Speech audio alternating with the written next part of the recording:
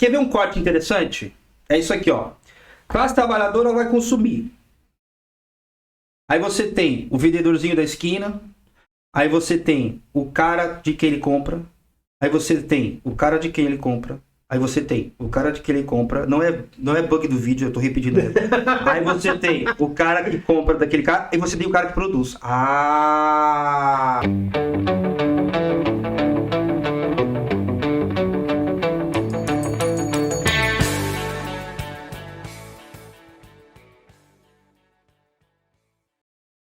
Saudações ensinantes, pessoa querida. Tudo bom com você? Eu espero que sim.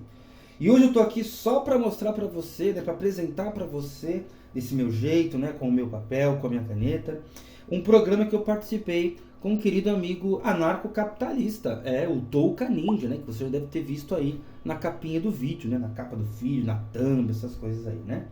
E o programa dele é o Free Copyright Podcast. Ó, que bonito, que bonito. E você vai ver aí um papo muito legal sobre anarcocapitalismo e socialismo, né? E aí você vai descobrir aí qual vertente é de quem. E você vai também decidir, né, se eu acertei, né, na thumb, se é anarcocapitalismo e socialismo ou então anarcocapitalismo versus, né, socialismo. Eu coloquei aí e porque eu acho que a gente tem muito mais em comum do que a gente até gostaria, né? Talvez os anarcocapitalistas não gostariam muito disso, mas eles vão ver aí que se você for, né, anarcocapitalista, você vai ver, né, que a gente não tá tão distante assim, né, em certos pontos como a gente costuma acreditar, tá? Então, acompanhe lá o programa, espero que você se divirta, espero que você aprenda alguma coisa e espero que você principalmente tenha aí algumas horas aí, né, quase 2 horas de programa de entretenimento pelo menos, tá certo? Então um beijão, até a próxima e bom programa. Salve, salve, rapaziada! Estamos aqui em mais uma edição do nosso Free Copyright Podcast. Hoje a gente vai... Hoje não, hoje é a continuação, na verdade, que a gente tá fazendo. Estamos aproveitando aqui 2 convidados para fazer um programa só. Então já tivemos aqui o nosso DJ Gus e hoje tem um convidado muito especial, que ele é um cara de esquerda, socialista, comunista, trotskista, leninista, marxista, stalinista, maoísta. E aí a gente vai vamos ter um bate-papo, mas além disso o cara, ele é matemático, o cara entende um pouco de psicologia e tal, e etc. E aí a gente vai bater um papo nesse nosso programa aqui do Free Copyright Podcast, apresentado por Touka Ninja. Então, Brunão, dá o papo. Boa tarde aí a todos, boa noite ou bom dia, né? A depender de quando você vai ouvir isso aí. E, pô, eu fiquei surpreso com o convite, né? Porque eu e o Touka Ninja aqui, né? Vou falar o nome para não quebrar a brincadeira. Mas a gente se conheceu num grupo de política, né? E aí, ficar tretando, brigando com de política. No WhatsApp, mas aí, pro WhatsApp, né? Nunca. Nem sabia que você era daqui de São Paulo, né? Que é pertinho da minha casa, peguei metrô e tal. É, do lado. Pertinho. Você não veio de carro, não? Não. Até é bom, porque é mó ruim pra parar o carro por aqui, né? Aqui é meio ruim. Aqui é ruim. E outra, às vezes, tipo... Aqui essa região os caras roubam bastante, tipo... Estoura a vida, tá? Essas porra aí. Então dá pra ficar uma hora e meia aqui falando, então é melhor deixar o carro em casa. Moro pertinho do metrô também. Mas aí eu fiquei surpreso com o convite, mas, pô, também lisonjeado. Falei, pô, legal, né? O cara chamou lá, vamos bater um papo, né? Só fala mais pertinho do microfone aí. Puxa aí o microfonezinho mais perto. Pode ser medo, filho. Pode ser medo. Vai, tá bom? Puxa pra cima. Pode puxar. Aê! Show de bola. E aí tamo aí, né? Bater um papo aí, que eu também gosto bastante, né? De conversar, de debater e tal. Né? Então, tamo aí pra conversar sobre o assunto que surgiu aí. Já vou dar o papo. Eu vou dar o papo, que é o todo mundo quer entender essa porra, mano. Onde que o socialismo deu certo, irmão? Dá o papo. Bom, primeiro você tem que falar o que é dar certo, né? Dá o papo, então. Dá o papo. Ó, por exemplo, um país que não tenha... que tem os menores índices de mortalidade infantil. É interessante. Tá. Pô, a criancinha, né, já não tá ferrada logo de cara. Ela pode ser pobre. Tá bom. Pode, mas ela não vai morrer por, sei lá, uma doença que é básica que em qualquer outro lugar, né? Os ditos capitalistas, ela não vai morrer disso. Ela vai ter o básico ali garantido. Então, escola para todos. Pelo Estado. Então, sabe o que é interessante que você está falando? Que é uma questão que eu venho bastante refletindo. De onde surge o Estado? Já parou para pensar? Quem que faz isso acontecer? Quem que Engendrou essa parada. Quem engendrou isso? É da própria população que sai. Não é um alienígena que vem sabe-se lá de onde, com uma agenda totalmente escusa ou sei lá o quê. E não, agora vocês estão sob o meu comando, eu mando em vocês e tal. Por exemplo, para dar um exemplo mais concreto. Pega o exemplo da China, passou por uma revolução. Tá. Independentemente do que deu depois, tá. Pô, foi em 49. Vamos arredondar para a década de 50, né? Para 1950. Quem era bebê nessa data, hoje tem 70 anos de idade. Quem que comanda quem que faz parte, né? Quais são os quadros do Estado chinês, né? Do Partido Comunista Chinês? O povo que nasceu ali. Então, existe antes da Revolução. Não, então, não antes, é depois da Revolução, né? O sujeito que tem 80 anos, ele já estava vivo antes, né? Mas eu quero dizer é que um dos equívocos que a gente comete é achar que o Estado ele é tão diverso assim da sociedade. Ele não é. Pelo menos os indivíduos que o compõem fazem parte daquela sociedade. Então, por exemplo, eu saio daqui e vou pegar metrô. O cara que o metrô é público, é estatal, do governo federal. É estatal, né? É do Estado. É do Estado. E aí ele tira o uniforme dele, pega a única diferença entre eu e ele é que eu paguei a minha passagem e ele não. Ele vai pra casa. Ele faz parte do Estado. A professorinha lá que dá aula pra molecadinha ali na prefeitura também. Ela pega o carro dela, então pega a condução, né? Que é o mais comum, e vai para casa. Então ela fez parte. Mesmo o diretor, ou imagina o prefeito que acabou o seu mandato e foi substituído por outro. Ele volta ao que ele fazia antes de ser prefeito. Né? Que bom, sim. Aí é depender do caso, mas vamos supor, ele já não é mais, ele não faz parte do Estado. Mas eu sei, as aspas são interessantes porque, pelo menos eu entendi, né? Que vem assim, e o corporativismo, né? Sim. Não, mas aí...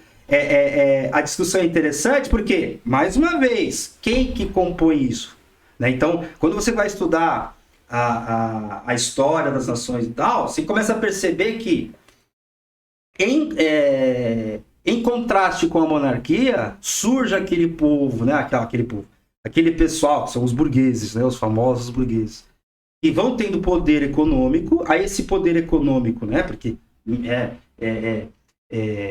coloniza não sei aonde, vende para não sei quem, produz não sei o que, não sei o que. Sim, faz trocas ali e ganha uma relevância econômica e política. Ele ganha essa relevância econômica, essa relevância econômica se torna uma relevância política e, por exemplo, vamos lá, né? Como se chama mesmo? Que esqueci? Gustavo. Gustavo. Pô, legal, Gustavo. Agora eu tenho uma grande, sei lá, uma companhia das Índias, uma coisa assim. Então você vai ser deputado, você vai fazer parte Aí já até dei um salto a mais, mas você vai fazer parte da nobreza.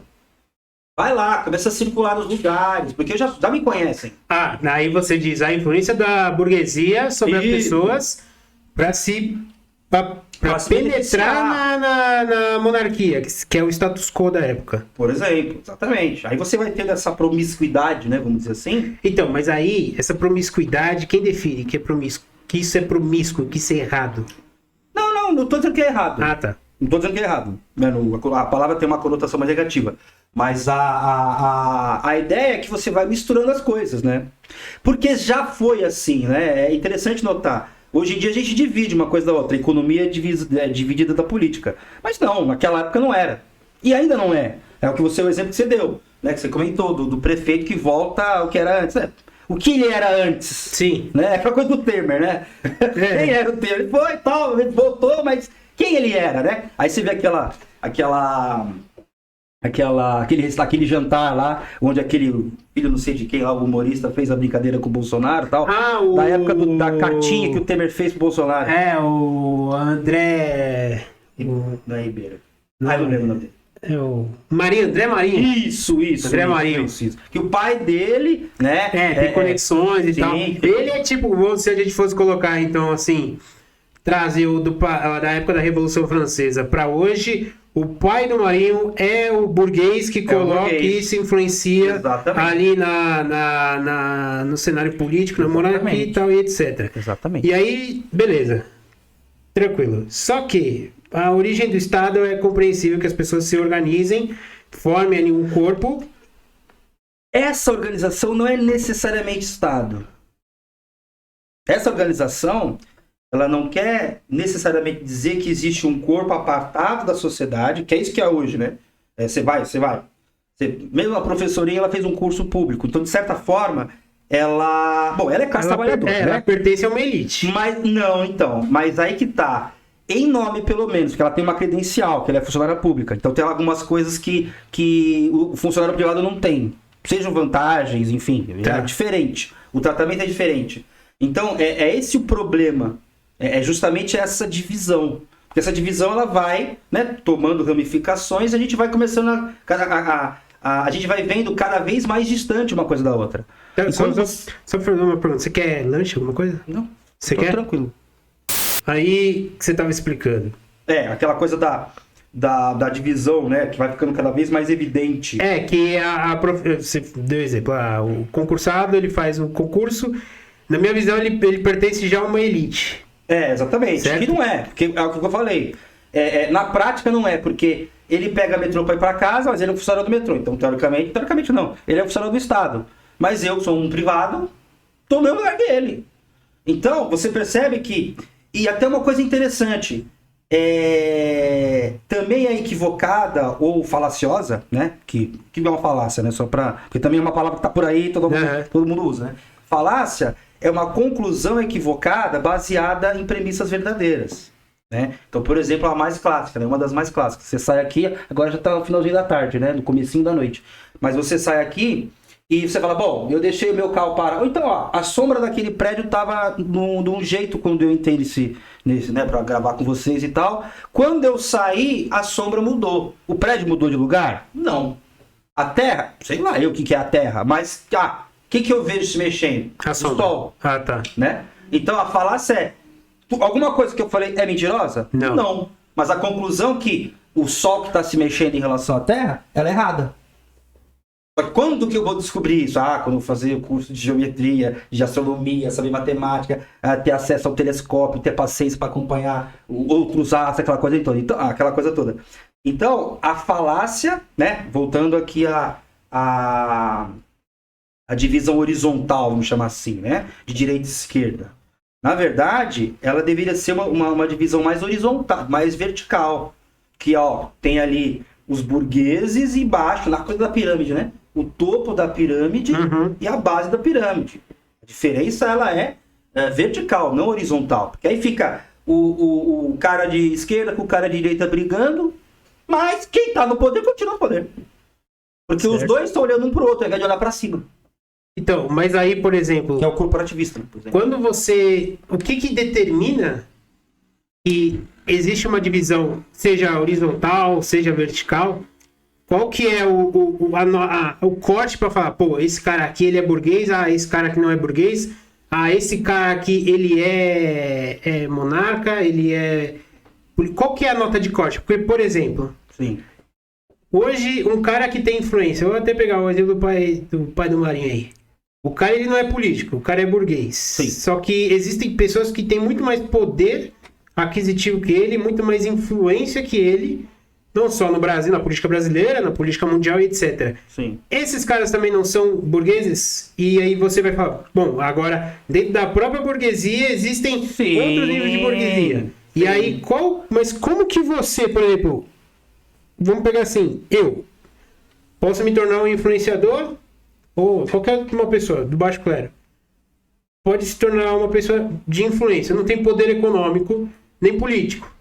mas ela influencia outras pessoas. Ela dá Sim. opinião e a opinião dela tem um peso. Ele pode ser considerado um burguês também? Cara, Porque pra mim não fica claro essa divisão. Tá. Entendi. Beleza, entendi. Ó, pra você dizer, né, se você pegar os exemplos atuais, é o dono de empresas que é aquela coisa quando você vai ler, né, a teoria mesmo, Marx, Engels, essa turma toda, você entende melhor porque, assim, o burguês, né, o capitalista, é aquele que detém os meios de produção. Ele tem a propriedade privada dos meios de produção. Inclusive, né, até recentemente eu assisti, não lembro o que foi um programa, não lembro o que foi. Acho que foi, não, é isso mesmo, foi uma aula lá do camarada lá do História Pública, tá, né, do Ian. Aí ele falou assim que na época de Marx, a propriedade privada Você era um conhece termo... ele? Pessoalmente não. Ah, não, porque é só pra trazer aqui, pô. Não é, pessoalmente não conheço. E aí ele explica que na época de Marx, né, quando Marx escrevia, a propriedade privada, a expressão propriedade privada, era muito mais pertencente à ideia de você ter uma fábrica. Então, casa, isso aí não era propriedade privada. Então, a expressão na época era, ó, a propriedade privada é o quê? Dos meios de produção. Tá. Né? Então, um dono de empresa, né, tem dos meios de produção, ele é uma espécie de... ele é um burguês, né? Para usar o sentido clássico do termo. Mas é claro que o que você falou é muito pertinente. Dentro da burguesia existem frações também. Porque, por exemplo, vamos supor que eu faça asfalto, né? Eu seja um burguês, dono de empresa privada que pavimentação e tal. E aí você é o dono de empresa privada que faz as marcações de tinta. Vamos supor assim, você tem os equipamentos para tirar, para colocar, aquela coisa toda. Eventualmente a gente pode... eu posso entrar em conflito com você. Por quê? Porque eu quero lucro, você também. Mas, no sentido de, bom, eu não quero só pavimentar, eu quero pintar também. Então isso seria interessante que eu comprasse a sua empresa. Então a gente vai se unir, por exemplo, como aconteceu, né, que é a leitura, né, socialista comunista dos golpes de Estado que aconteceram na América Latina principalmente, né? De olha, a gente se reúne porque realmente a ameaça, ela não é eu vou ganhar ou você vai ganhar. Nós dois vamos perder. Tá. Porque o sistema vai mudar, o pessoal é melhor colocar alguém nosso, que seria aí, né, um militar, né, nas experiências que aconteceram, né? Do que a gente deixar na mão dos revolucionários, ou então daqueles que estão querendo tramar uma coisa dessa. Então no Brasil foi bem isso mesmo, né? Ó, chama os militares, porque olha, começou no Estado, ó, tinha acabado de acontecer Cuba. Aqui foi 64, Cuba foi 59. Então, velho, não vamos perder. Chile, aí o Chile foi depois, né? Foi em 70. Então, assim, qualquer olhada para uma coisa mais desenvolvimentista, ou mesmo aqui na América Latina, que também é uma zona ali que tem as suas particularidades, né? Não é igual em todo mundo. Mas assim, olha, os Estados Unidos eu não quero perder a hegemonia. Mais uma vez, perdi Cuba. Não posso perder de novo outra coisa. O Brasil, por exemplo. Eu entendo que tem esse... Mas, por exemplo, quando existe a idealização por parte de Karl Marx e Engels do que seria a criação de uma sociedade socialista / comunista e etc. Primeiro, eles não são pertencentes à classe trabalhadora. Mas eles também não são da burguesia. Aí que tá, mano. É que tá. Aí que vocês... Aí começa a... vocês se contradirem, mano. Não, peraí. Quer ver um corte interessante? É isso aqui, ó. Classe trabalhadora vai consumir. Aí você tem o vendedorzinho da esquina. Aí você tem o cara de quem ele compra. Aí você tem o cara de quem ele compra. Aí você tem o cara de quem ele compra. Não é bug do vídeo, eu tô repetindo ele. Aí você tem o cara que compra daquele cara. E você tem o cara que produz. Engels não era industrial? Ele era industrial. Foi o maior traidor de classes que já existiu. E Marx, ele era estudioso. Ele pertencia a uma classe que o trabalhador, na época dele, o cara pelo que eu entendo, pelo que eu sei, Sim. talvez você possa me corrigir. Claro, claro. Pelo que eu entendo, a descrição de marca do trabalhador era o cara que ele tem que saber ler, não tem que saber escrever, tem que saber operar a máquina, tem que gerar prole Sim, e produzir. sim, o proletário. Ele não tem que pensar, ele não tem que, ele não tem que saber filosofia. Ele tem que saber que a classe dele é a classe que trabalha. Não, então, mas É isso. não é bem assim. O que ele vai falar, ele vai descrever dessa forma. Porque, por exemplo, eu tenho uma coleçãozinha da Folha de São Paulo, tem 20 livros que mudaram o mundo. Dentre eles, a interpretação dos sonhos do Freud, que é o que dá início à psicanálise, né? Oficialmente falando. E nessa coleção tem lá o Capital, o Karl Marx, junto com o socialismo utópico ao socialismo científico do Engels. E tem o Adam Smith, Riqueza das Nações. Quando você vê... Eu fiz questão de ler quando eu comecei a estudar mais profundamente, né? Entender melhor, etc. Inclusive aconteceu nesses 2 anos de pandemia. Eu li a Riqueza das Nações antes. E lá você vê, olha, o cara escreve isso. Ó, o trabalhador, ele tem que ganhar... Ele fala assim, ó. Ele tem que ganhar para sustentar ele, a esposa, e 4 filhos. Ah, 4 filhos? Porque 2 vão chegar à idade adulta. Então, isso é Adam Smith. mas naquela época onde, tipo, 1700 e pra pouco. você, a taxa de natalidade era muito foda. Era muito baixa. A mortalidade infantil era muito alta. Isso. E aí a ideia era, puta, tanto que a ideia, o termo proletário é o cara que vende Sim, a prole dele. Então isso. o cara, ele precisa de mais filho pra poder... Justamente porque ele não tem os recursos. Porque ó, a terra já não é mais dele. Os instrumentos da terra, pode até ser que ele tenha uma coisinha, mas ele não tem a terra. Então o produto do trabalho dele não é para ele. Vem ali o dono da terra, fala, eu quero a minha parte. Isso acontecia. Ó, Mas isso daí, você tá olhando uma perspectiva monarquista, que o rei é dono daquela terra. Não. É justamente o que? Por exemplo, vai. Esse. Qual é o nome disso? Saco de pancada. Saco de pancada de areia aqui. Temos um saco de pancada. O dono da empresa que faz isso aí, muito provavelmente não tem a noção de como fazer isso aí. Mas ele é dono da empresa. Sendo dono da empresa, ele é dono dos meios de produção. Quem faz o saco de areia? Quem faz o saco de areia chegar até aqui? É o trabalhador. É a classe trabalhadora. Ele pega, aí vende, sei lá, R$1.000. Ah, custou 200. Ah, tem impostos mais 100. Tem mais gastos, não sei o que. Ah, bom, os gastos já estão nos 200. Aí tem o salário, mais 200. Então ele vendeu 1.000, ele vendeu a R$1.000. 200 ele deu de gasto, 100 de imposto, supondo, obviamente. E mais 200 de salário. Ele pega o 500 para ele. E amanhã, né? Aí você começa a entender o seguinte. Que amanhã ele fala assim, poxa, mas 200 de salário é muita coisa. Queria pagar 150. É desses 1.000, eu aumento a minha, né? Eu vendo a 1.000, pago 200, 100, 150, eu tenho 450 de gasto. Mas isso é a visão da mais-valia. Isso. Só que não necessariamente ela está certa. Por que não? Porque, primeiro, o valor ele é subjetivo. Ele não é algo objetivo. E o lucro é o incentivo que o empresário tem para poder produzir. Tá. Por mais que o cara saiba produzir um saco de pancada, por mais que o cara que está ali na linha de frente ele saiba costurar e o empresário não tenha noção, não tenha habilidade técnica para fazer, Nem precisa ter. nem precisa ter, Sim. é o cara que investiu o capital dele e assumiu o risco. Sim. Existe um acordo entre ambas as partes aonde que eu, dono da fábrica, falo com o cara, ó, você fica aqui costurando isso aqui.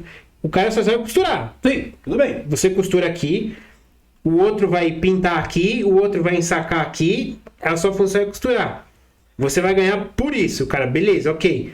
Não significa que esse cara que costurou, ele faz parte de toda a cadeia de produção do produto. Mas ele costurou, né?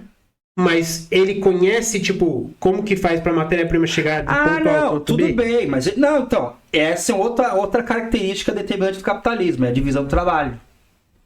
Porque cada um faz uma parte. Sim, Até pra o exemplo que a otimizar, gente pra ser usou. eficiente. Não, tudo bem, beleza. Veja, a produção em série, ela tem suas vantagens. A divisão do trabalho tem suas vantagens. Peraí, só dá uma pausa aqui que minha mulher tá chamando. Aí, ó, então. Gostei do que você falou do valor subjetivo. Isso aqui, nessa versãozinha, assim, juro pra vocês. Vou até mostrar pra câmera. A espessura do Riqueza das Nações é desse tamanho. Tem 400 e poucas páginas e é uma edição condensada. Tá. Aí a espessura, que tem 2 livros do outro Marco, é assim. Então o Capital tá nisso aqui. E é meio intragável ler o negócio, 3 tomos, sei lá o que. Também nem sei se um dia eu vou me aventurar nessa experiência, né? Mas o interessante é o seguinte, no capítulo 1 ele fala da mercadoria, porque esse é o átomo do capitalismo. Quando você diz que o valor é subjetivo, eu te faço a pergunta, qual dos valores? O valor é aquilo que você emprega ao bem ou serviço. Aquilo que é útil não é útil para você. Então, isso seria o valor de uso. Então, por exemplo, eu compro essa garrafa aqui, mas o que você vai fazer com ela? Não sei ainda, mas eu quero comprar essa garrafa. Porém, como eu comprei essa garrafa, ela custou R$3. Então, mas peraí, tem o valor de custo que custa para produzir. Sim. Só que aí já vem de uma cadeia de outros valores não estipulados, porque não tem como você estipular. Não, então, mas você precisa pagar. Ok. Só que essa é a questão. Só que aí, por exemplo, essa garrafa de água que a gente está vendo aí. Sim. Aqui, onde nós estamos, ela é super barata. Sim. Ok, tranquilo. Porque tem um monte ali. Sim. Agora, valor de quanto troca. valeria essa garrafa no deserto, sendo que você está sozinho no deserto? Não, mas veja. Não teria muito mais valor para você? Claro. Então, aí é que tá. O que serve a água? Para me hidratar. Sendo aqui, em São Paulo, sendo no deserto do Saara, sendo em Marte. Certo. Porque Ok. em todos os 3 lugares, se eu não tomar água, eu não me hidrato e aí eu vou ter, né, um colapso do meu corpo. Meu corpo vai colapsar. Isso não tem problema nenhum. Agora, o interessante é que o valor de troca, que é R$3, $2, 50 rúpias, uma casa, eu tô morrendo de sede, eu vou dar uma casa para você, que eu tô no deserto. O valor de troca mudou. Certo, Mas eu paguei. Ok, mas aí é o que faz mais sentido para você. Você vê sentido trocar $2 uma água? Então, mas veja, para você é mais benefício ter a água do que os $2. Tudo bem. Porque você não se hidrata com $2, né, com a moeda, Sim. com a nota. Ok. Mas o interessante é o seguinte, eu tenho que comprar de alguém, né? Porque eu não fiz. Ou eu não tenho. Certo. E aí é que quem se beneficia a vender uma garrafa d'água por uma casa no deserto? Quem tem a garrafa d'água. Na verdade, os dois. Porque Não, então, mas se não eu é da mesma preciso- coisa. Mas se eu preciso, por exemplo, aí que vem, valor subjetivo. Se para mim, $2 não faz tanto sentido quanto a garrafa de água, e a pessoa que tem a garrafa de água faz mais sentido ter os $2, existe uma troca entre os dois. Existe uma troca, Normal. mas as condições não são iguais. Mas pode ser qualquer coisa, não precisa. Veja, eu só chego. Eu sei que essa garrafa de água custa R$5. Mas se eu estiver no deserto e alguém estiver me vendendo e oferecendo, sei lá, um Bitcoin, eu tenho que pagar um Bitcoin, senão eu vou morrer. Então, mas a água não é sua. Tudo bem, mas eu não tô questionando Por isso. mais que você dependa da água, ela não é sua. Não, tudo bem. Eu só tô questionando que eu não fui tão livre assim. Não, é a mesma coisa, a discussão é interessante. Eu gostei muito de um exemplo que eu vi com o Renato Azevedo, que ele, liberal, eu ouço. Ah, não, Reinaldo de repente- Azevedo é liberal? Então, parece que sim. Não, se ele é liberal, o Encosta Tá tudo- Pimenta é Mas tudo bem. social-democrata, cara. As definições são subjetivas. É, Vamos deixar, aí vamos deixar na subjetivo. conta da subjetividade.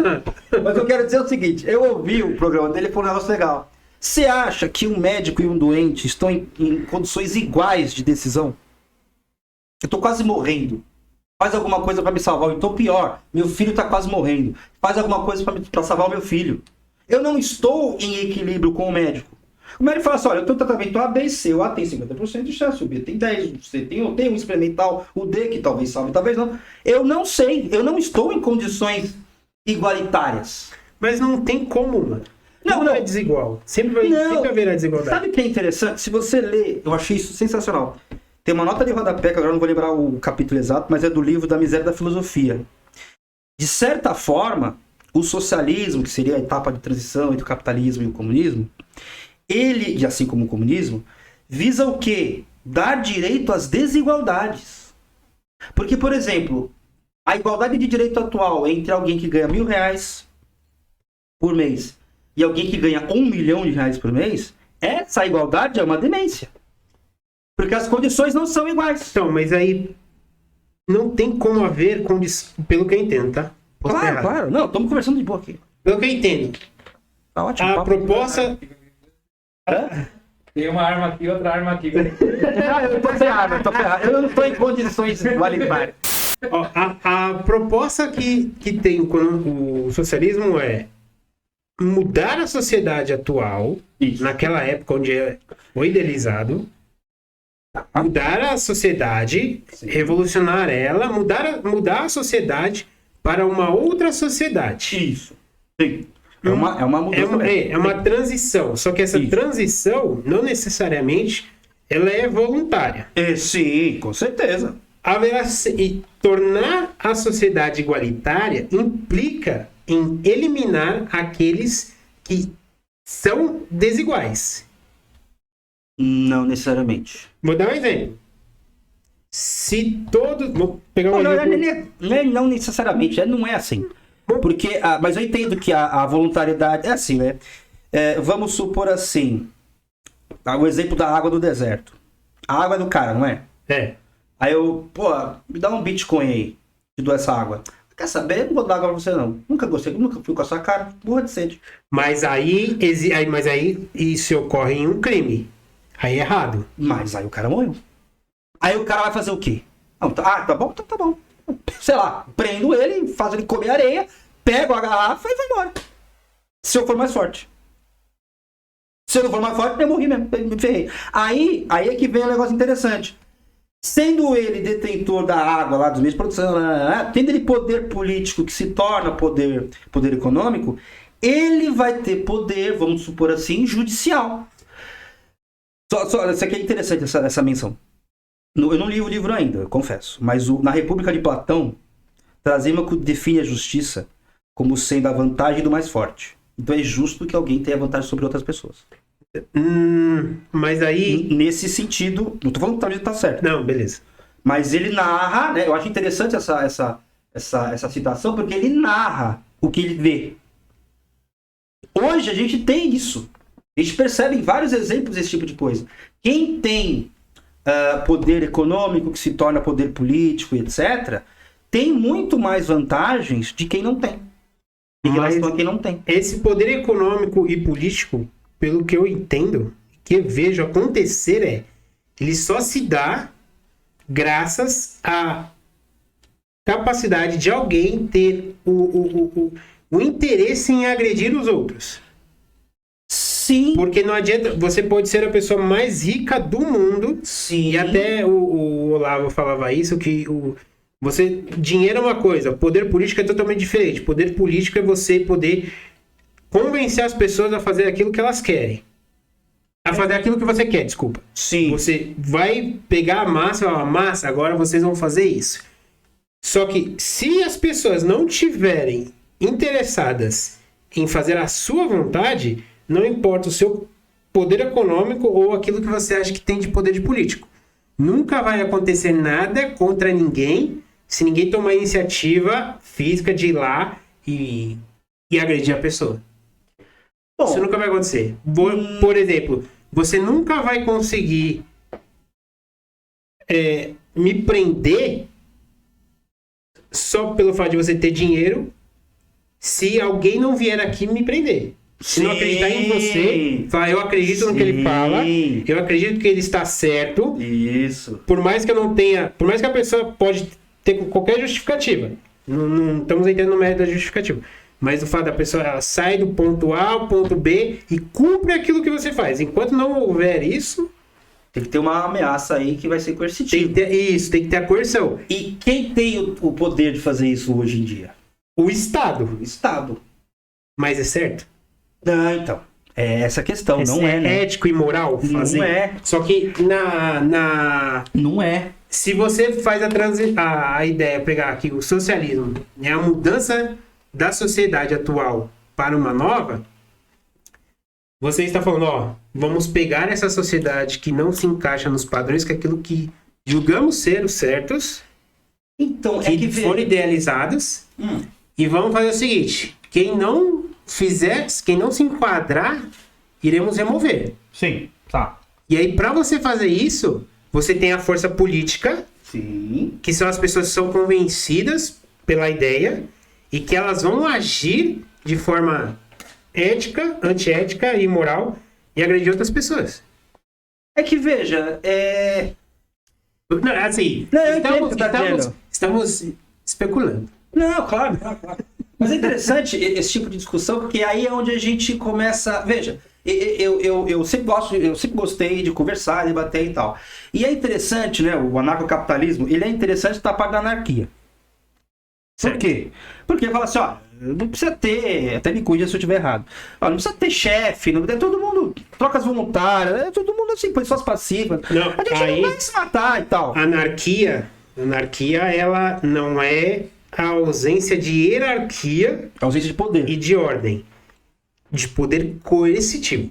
Tá, entendi. Tá? Tipo, somos uma tribo onde voluntariamente elegemos ali Perfeito. um líder, Perfeito. temos aqui uma hierarquia. A família é um grupo anárquico. Sim. Que você ali sabe que seu pai é a autoridade máxima, sua mãe também. Uhum. Existe um acordo entre os dois, uma hierarquia entre os dois ali. Você é o elo, é a base, é o mais fraco. Certo. Só que não existe coerção nessa ordem. É uma organização voluntária. Então, voluntário entre quem? Entre pai, mãe e filho? Isso, exato. Mas veja, ó, isso é interessante que eu tô lendo, e um dos motivos para eu ter vindo de metrô, que assim eu também tenho um tempinho de ler. É um livro do Lacan, de psicanálise e tal, né? E ele faz uma pergunta no meio do livro ali, de um texto, na verdade, né? O livro tem vários textos. Aí ele fala assim, o que é o pai, né? Porque chega um momento do desenvolvimento da criança que ele, né, que a criança percebe assim, mas por que meu pai tem ordem sobre mim? Porque não é. Entende o que eu quero dizer?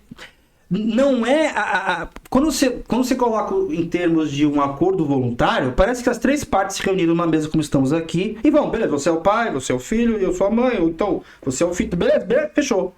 Mas não é assim. Eu não sei em que família se deu nesses termos.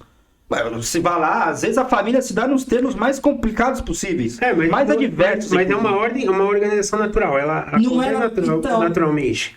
O filho, ele até, eventualmente, é natural dele.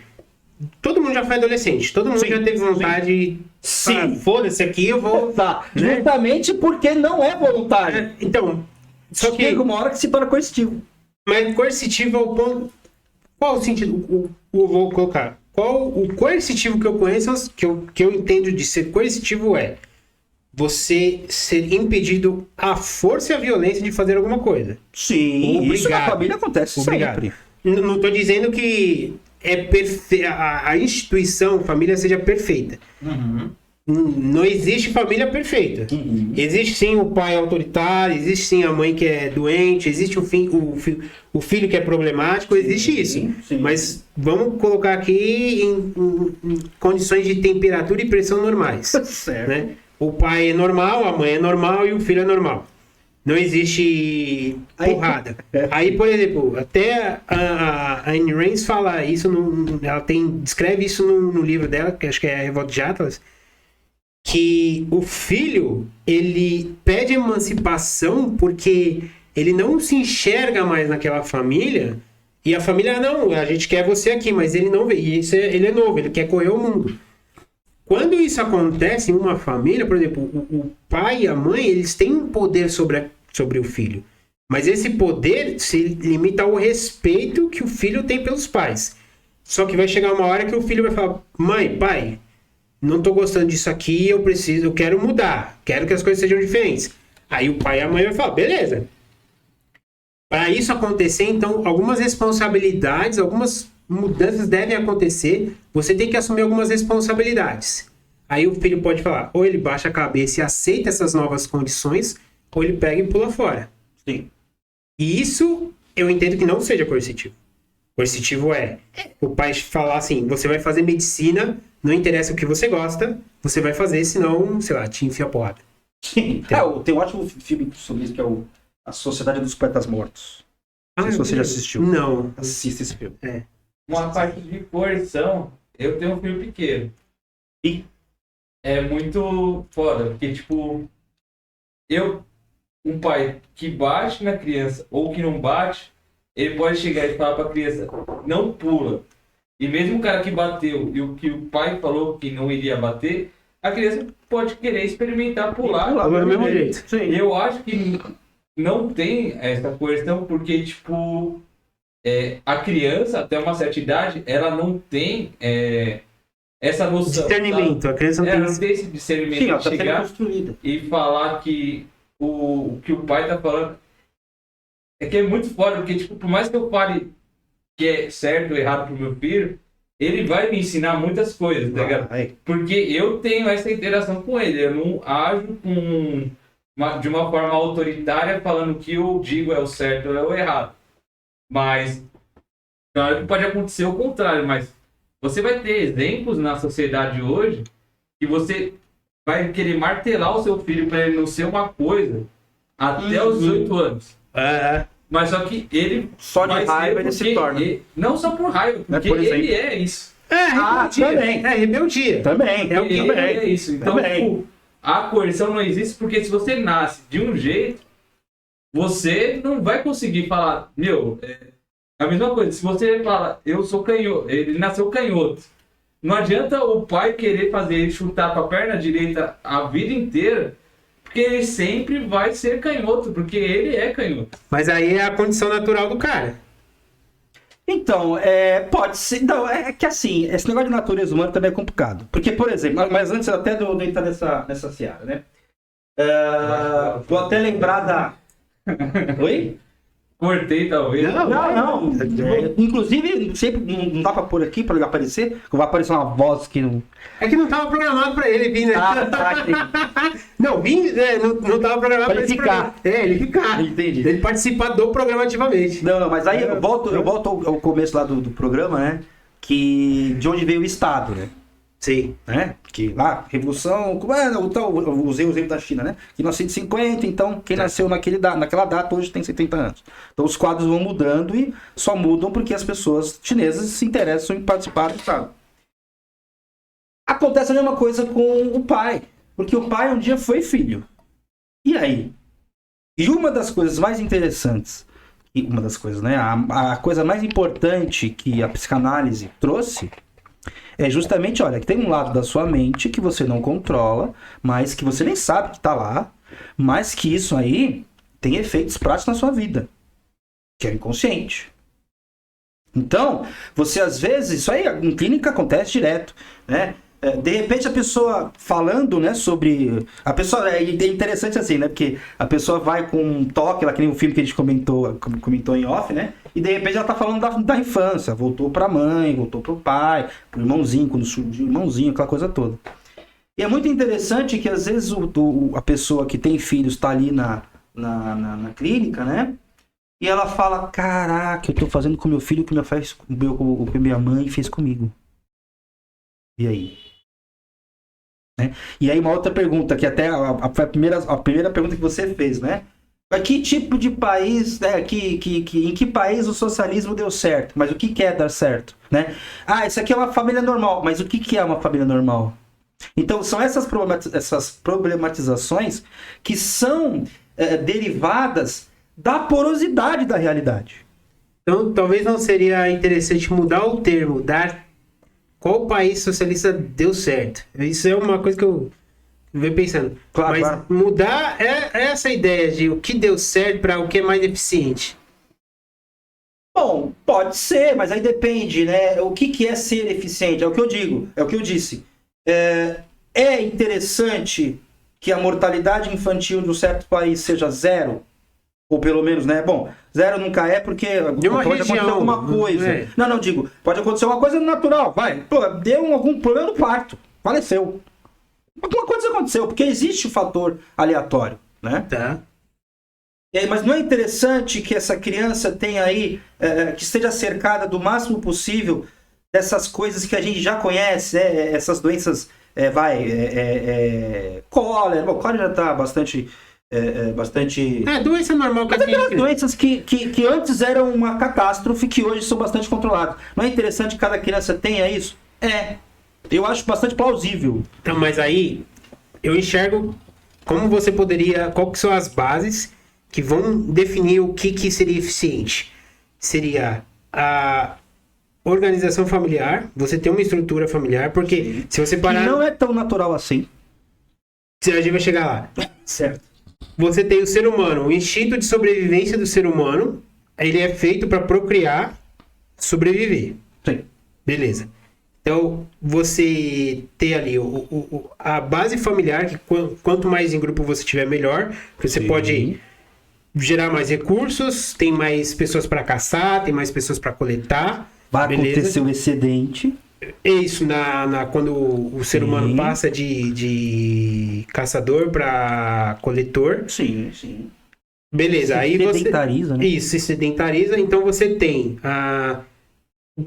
como aquela organização ali fica mais tempo viva, com menos conflitos, menos doença, e ela gera mais riqueza para gerar mais conforto. Então, ali seria, talvez, eu vejo como a busca da eficiência. Fazer mais com menos e expandir a espécie. Sim. Crescer, aumentar, ficar gigante, monstro. E aí, assim você cria a sociedade que será mais eficiente. E aí, se a gente parar para pensar, é uma base, são os pilares. Você tem a sua família, né? Um grupo de pessoas. Um grupo, né? Sim. Você sobreviver, evitar conflitos, guerras, né? Evitar morrer, né? Sim. Por besteira. E aí você criaria a sociedade. Ela seria mais eficiente, buscar eficiência. Buscar evitar todos esses tipos de problema, viver em paz e harmonia e buscar ser ético e moral. Tudo bem, concordo contigo. E eu não vejo esses exemplos numa sociedade socialista. Bom, primeiro que a gente tem que entender o seguinte. Isso aqui é uma coisa bem, como a gente está filosofando, e eu adoro isso. Pensa assim, né? O socialismo, ele se mostra como sendo uma alternativa ao capitalismo.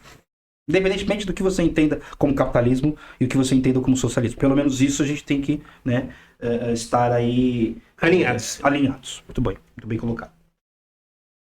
Se ele se dispõe a ser uma alternativa, ele não pode ser igual. Se ele não pode ser igual, ele é diferente. Agora eu te pergunto, por que o capitalismo... inclusive outra coisa. E se, de fato, o socialismo for melhor? Importa isso para o capitalista? Não. Porque ele vai falar que o socialismo é ruim. Vai falar que não deu certo aqui, não deu certo lá, que não deu certo não sei o quê, que não dá certo nunca, por causa de... Por quê? Eu parto, assim como eu preciso beber água senão eu morro, que é uma condição que eu não controlo, por isso que eu posso eventualmente dar um Bitcoin para uma garrafa de água, que não vai adiantar nada, daqui 10 horas eu vou estar com você de novo. Mas, eu quero dizer o seguinte, existe alguma coisa que me faz precisar disso, e eu não controlo. Então, se eu tenho uma alternativa socialista, ela não pode ser boa. Se for verdade que ela seja melhor, eu vou dizer que não é. Então, o que eu quero dizer com isso? Eu quero dizer que as informações que vêm de países assim, né? China, Cuba, Vietnã, eu tenho que dar um passo atrás. Um exemplo mais prático e mais presente. A Ucrânia com a Rússia. Por alguma... Passa na cabeça de alguém o Zelensky numa entrevista, um pronúncio, fala, não, fica tranquilo, que a Rússia só está atacando alvos militares, eles estão respeitando todos os... Nunca. Uma coisa acontece da outra parte. Exatamente. Aí quem que tá certo? Aí que tá. Quando você vai antes do conflito, o que aconteceu? Outro exemplo prático. A China vai lá e fala 300 vezes. Ô, Nancy Pelosi, não pousa em Taiwan. A gente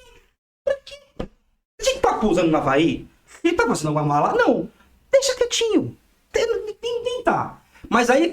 uma outra coisa que é interessante. Mas só pra concluir essa parte. Ela foi lá e pousou. E se do nada... Isso é que não é... O chinês não faz isso, pelo menos até onde eu sei, né? Mas você imagina, manda um míssil nesse avião e foda-se. Imagina se alguém lá liga o foda-se. Não tem como. Acabou, fodeu tudo. Fodeu tudo. Foi mais ou menos o que aconteceu na Ucrânia, com a Rússia. Ó, não faz isso, Zelensky, não faz. Porra, pra que desrespeitar os acordos de Minsk, se não me engano? Pra que querer se aproximar da OTAN? Por que você não tá controlando esses nazistas aí? Por que seu governo tá cheio de nazistas? Chega uma hora que o diálogo, ele não vai resolver. Porque eu quero sim, você quer manter ou não, e aí fodeu. Então, aí seria a disputa entre um bem escasso. Mas esse assunto da não guerra... Não só um bem escasso. Esse assunto da guerra da China daria até outro podcast. Sim, e eu não sou um especialista, tá? Mas aí você comentou que um sempre vai puxar a sardinha pro outro. Isso. Mas eu consigo, logicamente, provar ou demonstrar que o socialismo não é a forma mais eficiente de se construir uma sociedade. Eu não estou falando nem que ele é errado. Tá. Estou falando que ele não é a forma mais eficiente. Estamos no critério de eficiência. De eficiência. Tá. É onde eu tenho, aí novamente, o que eu entendo por eficiência. Ser pacífico e poder agregar, acumular mais bens, gerar mais conforto. Por aí vai. Eu gostei da acumular mais bens. Quem acumula, por definição, não usa. Certo. Então, por exemplo, isso é uma coisa muito importante, também não é tão sutil de perceber. Mas o Marx, Engels, os marxistas... Bom, Marx e Engels, né? Depois as experiências vão acontecendo, o tempo vai correndo, aí surgem, né, outras análises. Mas veja que o nome, né, o subtítulo, aliás, o nome do livro mais importante do Marx é o Capital. Então não é o Social. Então ele está criticando, ele está pegando o capitalismo, colocando no microscópio e está fazendo uma análise científica. O socialismo do Marx e do Engels, ele surge em contrapartida ao socialismo utópico, que era uma coisa assim. Pô, mas por quê? O que os caras estavam vendo na época do Adam Smith, entre o Adam Smith entre a morte do Adam Smith e o nascimento de Marx? Os caras estavam vendo que era criancinha trabalhando, nascia na linha de produção e trabalhava porque era menorzinho, então entrava na caixa, ou então... Mas não era só o Marx e o Engels que viam isso. Não eram só eles. Só que qual é a diferença entre um e outro? A diferença entre os socialistas utópicos e o socialismo científico, né?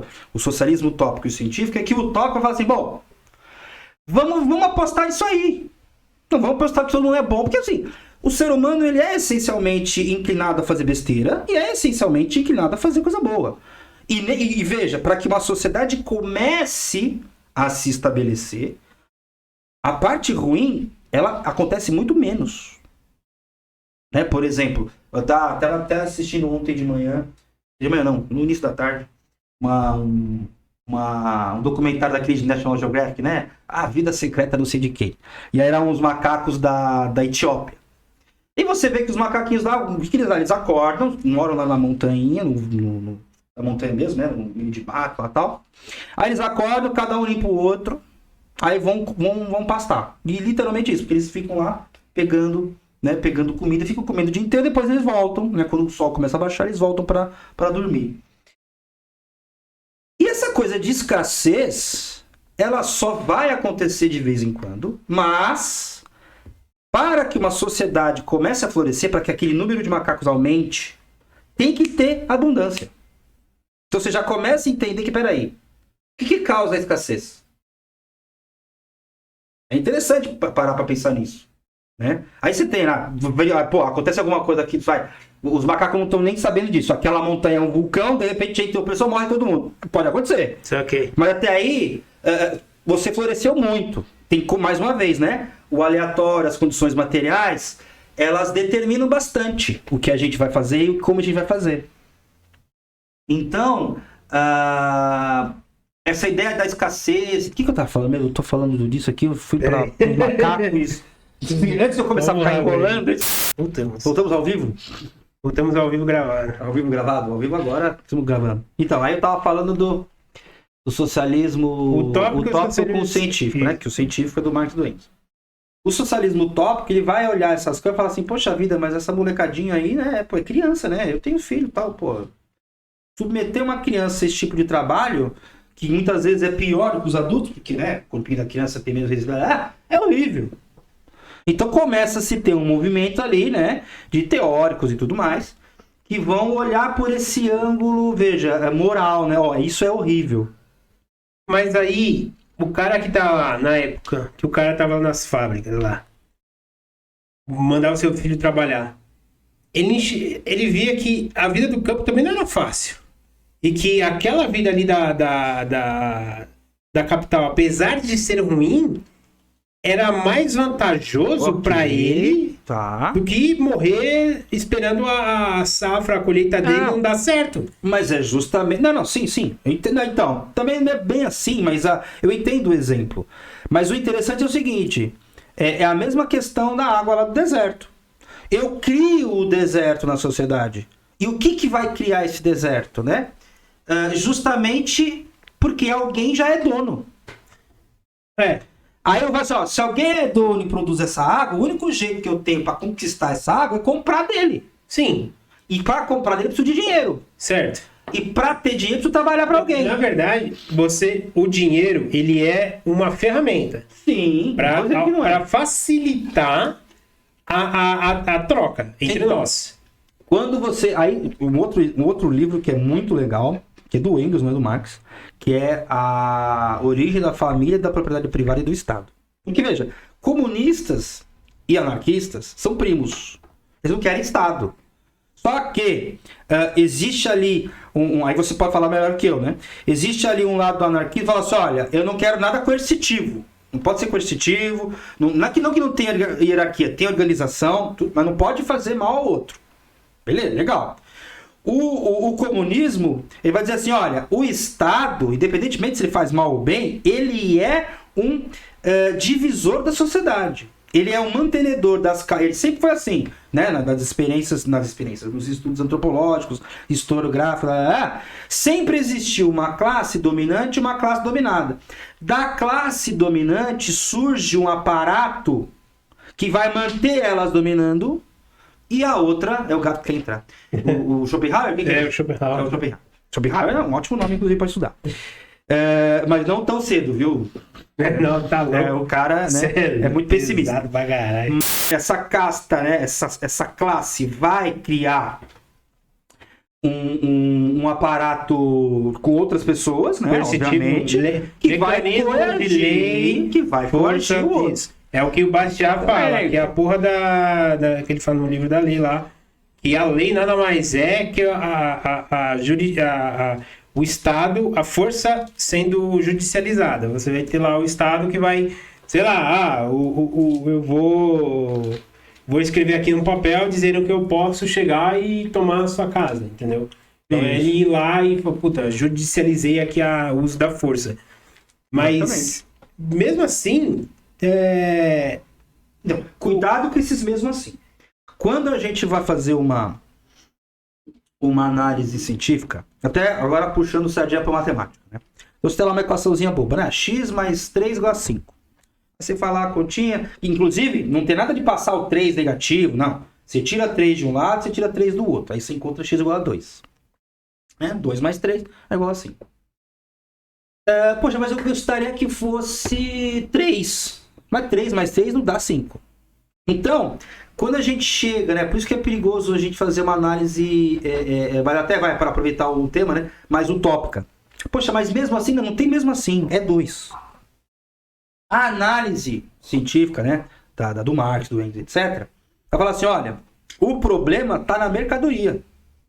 Porque a existência de compradores e vendedores já divide a sociedade em 2 grupos. Acabou. Mas já somos divididos. Mas aí, no caso, isso aqui é uma divisão artificial, porque a mercadoria não existia. No exemplo dos macacos onde eu me perdi lá agora há pouco, os macacos iam, pegavam e voltavam. Não tem mercadoria. Então, mas aí com os macacos, o maná cai do céu para eles. Eles não sabem de onde vem. Tudo bem. Nós acumulamos capital. Então, mas o problema é acumular. Então, mas voltando, é a forma de organização social mais eficiente que eu vejo. Por quê? Vou até voltar no exemplo do caçador-coletor. Certo. Quando o ser humano ele só caçava, era um nômade, ele tinha que percorrer diversas distâncias. Nisso daí ele perdia um monte de gente, morria e tal, etc. Enfrentava frio. Tinha vários percalços. Vários percalços. Sim. Quando ele percebeu que o sedentarismo, ficar alocado em um lugar só, plantar, colher, cultivar, garantia a ele mais tempo de vida, mais filhos, mais conforto, ele viu que acumular era mais eficiente. Trabalhar, empenhar esforço para acumular, você ter excedente é mais eficiente. Por quê? Se você pensando no mundo onde... Não estou nem colocando... Estou pensando como um sobrevivente mesmo. Sim. Aquela época. Sim. O cara, ele via, cara, se eu acumular mais e vier um inverno, eu tenho como me resguardar e resguardar minha família, dar continuidade, pensando como um animal, um ser humano eu, Sim. tenho como me sustentar. Perfeito. Então, Perfeito. ele evita conflitos, ele evita morte, evita Sim. doença e um monte de coisa. Sim. Então, quando você acumula, você dá oportunidades para que existam mais pessoas existindo. Entendi, concordo. Hoje, em dia, Porém- talvez você acumular bens, você não estaria preservando a saúde econômica das suas próximas gerações. Exato. O problema é o seguinte. Porque Veja, esse exemplo natural que você disse, é brilhante, tá errado. Eu vou acumular para o inverno. Mas veja, eu vou acumular para usar. O capital não é para você usar. O capital é para gerar capital. Não é para você usar. Mas O novamente, peso acumula para acumular. mas o capital, o dinheiro, a plata, na então. maneira, ela é uma ferramenta.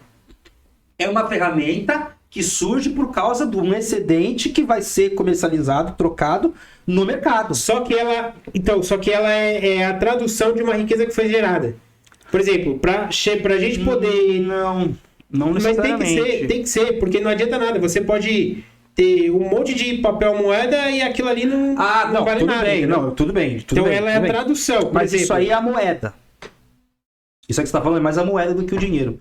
O dinheiro, veja, até nesse exemplo do Engels lá, do livro do Engels, ele dá um exemplo que talvez nem sei se esteja superado, né? O exemplo em si, mas não a forma, né? Que ele é colocada lá. O que acontece? Surgem os excedentes daquelas tribos vizinhas, elas vão numa feira, começa a surgir um ponto onde todo mundo vai, aquela coisa toda. Uma coisa orgânica, uma coisa natural, que ninguém pensa para fazer. O cara, o primeiro que parou ali, ele criou um exemplo, né? Que ele falando aqui em off, lá, quando eu me atrapalhei todo lá. Ele cria um exemplo e os outros vão seguindo. E por que ele criou o exemplo? Sei lá, ele parou ali e falou, pô, aqui tá mais tranquilo. É aquela coisa do aleatório. Essas mercadorias são levadas no mercado e aí existe assim, olha, eu tenho aqui, vamos supor, 3 garrafas d'água equivalem a 1 quilo de trigo. 3 garrafas d'água equivalem a um saco de batata. é o escambo. É o escambo. Começa com o escambo, que é mercadoria com mercadoria. Com o passar do tempo, quando os produtos começam a ganhar uma qualidade diferente, outros produtos surgem, não só em qualidade, mas também em quantidade. Você já não consegue equiparar. Você já não consegue equiparar. Isso aí é uma coisa que para mim foi muito interessante, justamente lendo esse livro. Você percebe que o dinheiro, ele surge como uma mercadoria. Ele é um produto. Ele é um produto. Bom, se eu parar para pensar, né? Em alguma dose, vamos supor que o Engels dá um exemplo que o primeiro exemplo de moeda de dinheiro, né? Foi o gado, que todo mundo aceitava. Então, O pessoal tentava sal, né? Então, isso aí, o sal é um exemplo posterior, mas depois que essa coisa do dinheiro já está estabelecida. Porque tem moeda cunhada muito antes do Império Romano. A palavra salário pode ser que tenha surgido aí, né? Certo. Mas a ideia, ela surgiu muito antes.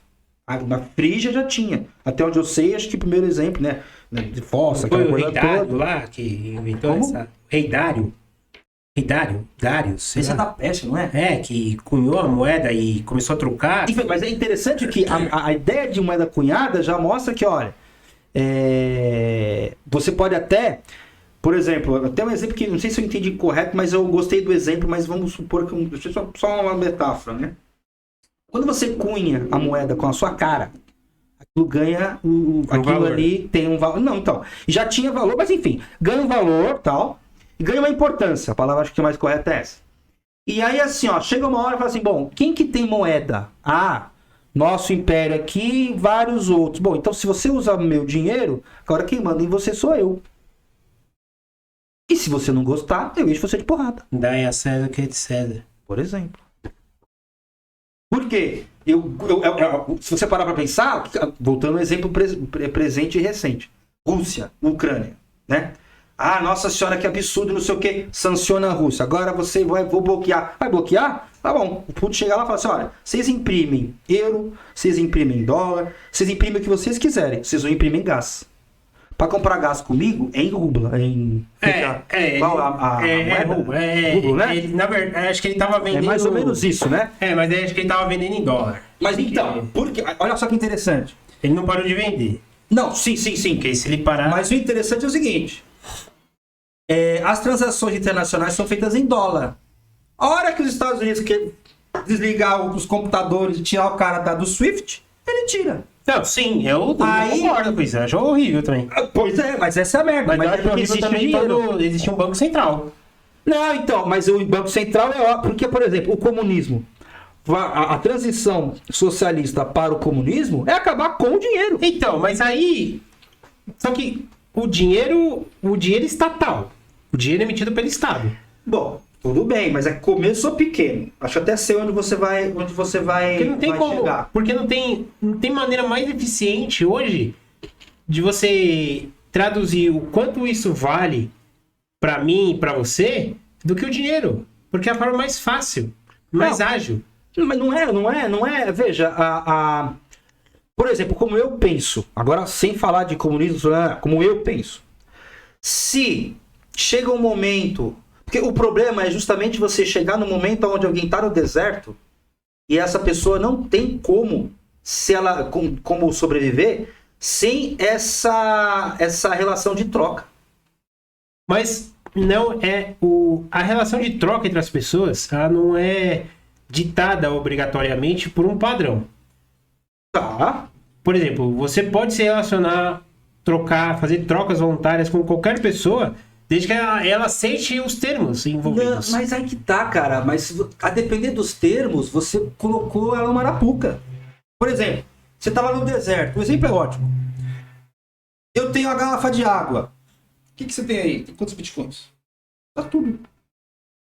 E aí a pessoa tem que decidir. Aí, mas eu não você acha uma situação mas justa? aí eu não. Ela é assim, a situação é ética porque não viola ninguém. Ninguém está sendo violentado. Ninguém está sendo Diretamente. O cara pode estar numa condição fodida. Sim. O cara pode estar necessitando daquele bem e tal, ok, beleza. Ele pode estar passando sede, fudido. Só que o cara, nada justifica, o cara não existe antiética ali. Se o cara tá cobrando, eu cobro tanto por essa água. Certo. E o cara fala, puta, é tudo que eu tenho. Você aceita trocar? Se o cara aceitar, ok. Se não aceitar, tudo bem. Eu não acho que seja uma situação moral. A moralidade, pra mim, ela vem antes da ética. Por exemplo, eu não vou cobrar um absurdo Entendi. para uma pessoa que está passando uma necessidade, e eu sei disso, eu tenho essa consciência, porque é algo que vem natural do ser humano. Falar, não vou aproveitar de uma situação assim, absurda. Vou ajudá-lo. Posso não cobrar, posso parcelar, posso fazer qualquer coisa. Mas a ética tem que prevalecer. Concordo. Em ambos os casos. Ok. E eu já ouvi até de libertários, por exemplo, beleza, estou passando uma necessidade, eu vou violar a ética porque é uma questão de sobrevivência. Sim. Ok, ninguém tá julgando isso. O que eu entendo como algo errado é você intitular, por exemplo, o Estado para balizar o que é ético, o que é moral, como que as pessoas têm que se acordar e tal, etc. Entendo. Peraí, deixa eu só... Porque a minha esposa chegou. Então, mas eu entendo essa crítica, ela é uma crítica muito válida. Por isso que eu digo que o anarquismo ele não está longe do comunismo nem do socialismo. Mas tem até um meme que eu achei muito legal, que é o Marx e o Bakunin, que é um anarquista, né? Um teórico anarquista, né? Foram próximos ali e tal, debatiam, brigavam, aquela coisa toda. E aí tem um meme que mostra aquela cena do Senhor dos Anéis, no final, onde o Frodo vai jogar o anel. Sei. E aí tá o Marx com o anel e tá escrito no anel, Estado. Aí o Bakunin joga no fogo e tal. Aí o Marx, ainda não. Eu vi. Porque é justamente essa questão, olha... Temos que acabar? Sim. O objetivo norte é o mesmo, é o fim do Estado, porque ninguém tem que legislar na vida dos outros. Eu acho isso válido. Né? Mas você... E as pessoas se organizam também sozinhas. Mas você quer chegar... A ideia é chegar à falta de Estado, criando um Estado... Não é criando um Estado novo, é se apropriando... Bom, aí, boa pergunta é essa. Depende da experiência. Em Cuba foi de um jeito, China foi de outro. Então, por exemplo, dizem, inclusive, que o Estado, agora que a China está vivendo, que ela está passando essa experiência que vocês chamam, sim. Ela é uma das etapas. Que, o que eles estavam falando? A União Soviética não funcionou, não deu certo, porque eles pularam algumas etapas, né? Seria a consciência de classe, a revolução... mas a revolução teria que ser vinda pelos trabalhadores, mas não foi pelos trabalhadores. Sim, tem uma... Aí depois você teria lá uma parte tem uma que crítica, sim. seria o capital aberto, o capitalismo total lá, não lembro direito. E aí depois você teria o Estado máximo e aí o Estado... Isso, não é Estado máximo, veja, até é interessante a comparação entre as duas, né? Até a Rússia e a China, até onde eu sei, eles não eram países capitalistas, hegemonicamente falando. Então a China tinha ali um colonialismo, né, colonizada pelo Japão, aquela coisa toda, e a Rússia também era um império. Então eles não eram necessariamente como é, por exemplo, os Estados Unidos, né? Mas os Estados Unidos é um império? Você vê que ele é um império? Eu não vejo ele como império. Eu vejo ele como imperialista, sim, porque é até interessante isso, veja. Mas ele, por exemplo, ele desde sua... Assim, não desde sua criação, mas depois que ele parou ali no leste e tal, conquistou o Texas, o México, o Havaí, comprou o Alasca, ele não expandiu. Expandiu territorialmente falando, mas ele politicamente, militarmente e economicamente. Nossa, ele tem mais de 800 bases militares. Não, ok, isso aí eu entendo. Tanto que, inclusive, eu acho que, vamos supor que exista a possibilidade real da Ucrânia perder a guerra. Sim. A Rússia não vai parar na Ucrânia, ela vai até a Alemanha. Porque eu acho que a Alemanha é muito mais pró-Rússia do que pró-Estados Unidos. Mas o mais legal é porque, né? Porque o gás dos Estados Unidos, sei lá, é 5 vezes mais caro que o gás da Mas eles estão em outro lugar. Mas eles têm ligações. A Europa ali, eles têm ligações familiares, inclusive. Mas isso aí vai ser superado. Chega uma hora que isso aí se supera, porque, ó. Você tem aqui a garrafa dos Estados Unidos, vai o gás aqui, o cilindro de gás dos Estados Unidos custa R$5. Aliás, custa R$11. E o gás da Rússia custa 5. Qual você vai comprar? O da Rússia, lógico. Aí os Estados Unidos vendo isso, faz o quê? Opa, peraí. Vou me ferrar nessa, né? Porque começa com... E isso é uma coisa que aconteceu mesmo. Eu não sei exatamente se a Alemanha seria pró-Rússia. Acho que a Merkel deu uma boa segurada, né? Não, eu acho que a Alemanha é pró-Rússia. Ela trocaram ali, depois esse Olaf Scholz aí, e aí a coisa ficou um pouco mais complicada. Tá complicada quanto? Porque até onde eu sei, os caras estão mandando arma, mas as armas não disparam, caralho. Não para sozinho, o cara não sabe de treino. Fica de apoiação, pois é. Fica de cu doce pra ensinar como que aperta o gatilho. É porque, assim, é complicadíssima essa situação, né, cara? Porque é gente morrendo.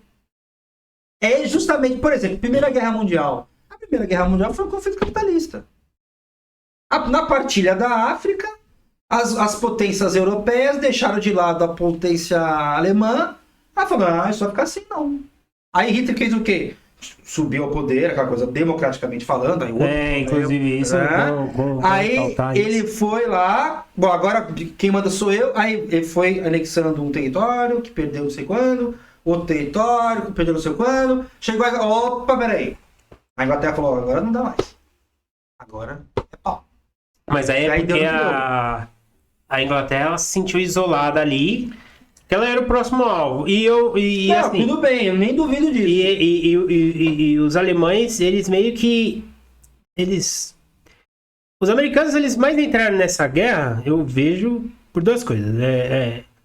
Porque eles tomaram o calote dos alemães, quando os alemães tomaram as fábricas, tanto dos ingleses quanto dos americanos, porque tinha muito dinheiro de banqueiro americano favorecendo o partido nazi. Justamente para manter o... Assim como eu vou até te fazer uma pergunta. Qual que é a sua reação ao descobrir que banqueiros americanos financiaram os movimentos bolcheviques? Mas acho sensacional isso aí. Sabe por quê? Porque isso é política. Se você parar para pensar, a gente já não tá falando de capitalismo, nem de socialismo, nem de comunismo. Isso. Sabe por quê? Veja, até tem um filme muito interessante no YouTube que é o Trem de Lenin. Em resumo, grosso modo, uma interpretação minha lá. O que acontece? Isso aí é no contexto da Primeira Guerra Mundial. Então a gente voltou algumas décadas atrás aí. Eu quero fazer uma revolução. Eu faço uma revolução como? Eu quero que tá uma bosta, que Zay é maluco, aquela coisa toda. Vou lá, convenço as pessoas de forma democrática, faço um partido de vanguarda, aquela coisa toda. Só que chega uma hora, é aquela coisa do não do outro. Né? Assim, olha, eu preciso organizar isso aqui porque daqui a pouco a gente vai se ferrar. E aí o que acontece? Aí tem aquela coisa dos exílios que Lenin foi para Suíça, aquela coisa toda. Bom, eu quero voltar, e a Alemanha tinha muito interesse em que o Império Russo saísse da guerra. E ajudou o Lenin a tomar o poder. Então vocês me ajudam a tomar o poder e eu tiro, tomando o poder, e um dos jargões, né, da Revolução Russa era pão, paz e terra. Era a revolução em relação à Primeira Guerra Mundial. Eu tiro a Rússia da guerra. Tá bom. Quanto você precisa? Tanto. Fechou. Você veja como que... Veja. Em algum momento, quando tem 3 em disputa, em algum momento 2 vão se aliar contra o terceiro. Então, mas é o que... Foi o que aconteceu na Segunda Guerra Mundial. Você imagina. Por isso que eu acho um problemaço quem acha que o nazismo era de esquerda. Por quê? Eu tô aqui, o Hitler tá aqui na Alemanha, que está a Polônia de distância da Rússia. Ambos são de esquerda. Aí a Rússia, né, a União Soviética, ela vai lá e faz aliança com a Inglaterra e faz aliança com os Estados Unidos. Mas o que era mais lógico fazer? Só para concluir o exemplo, né, a reflexão.